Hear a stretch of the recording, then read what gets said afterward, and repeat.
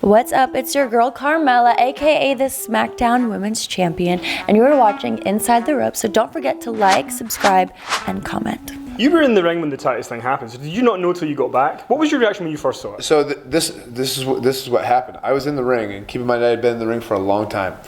I didn't know anything had happened. Titus slides in the ring and punches me in the face, like really hard. He's got these big, huge hands, and he's just like, boom. I'm like, whoa, what happened?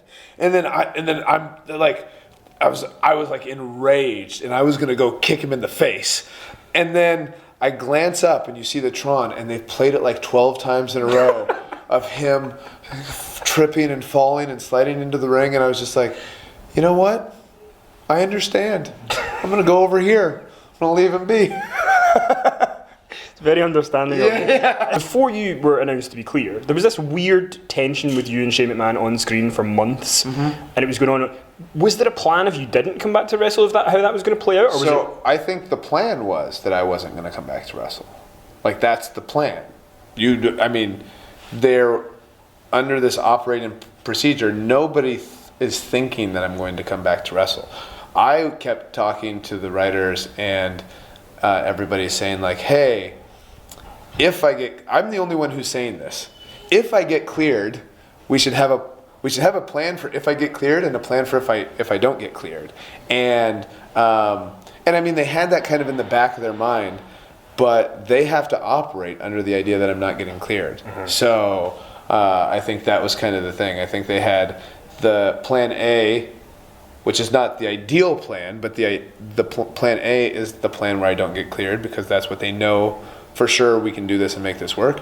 And then there's plan B, if Bryan does get cleared and that happens, we can go this route if we want.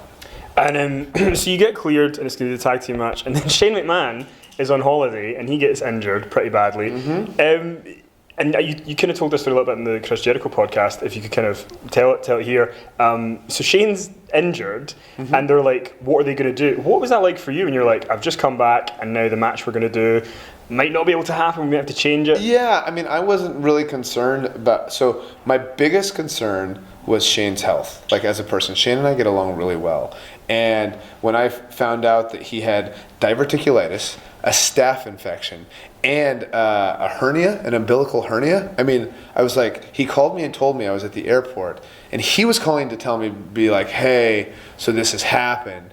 I still think I'm going to be able to do WrestleMania. So he's trying to tell me that, like, I'll be okay for WrestleMania, and I'm just thinking, I don't care if you're okay for WrestleMania. Are you okay in general? So I mean, that was my big concern. But I went and talked to the writers, and I was like, hey, Shane told me this thing. He told me he thinks he's going to be good for WrestleMania, but that doesn't sound like it's something that you could wrestle in 2 weeks with, right? And so, like, do we have a backup plan? And they're like, yeah, we have a backup plan. Okay, what is it? I would like to know. I'm in this match.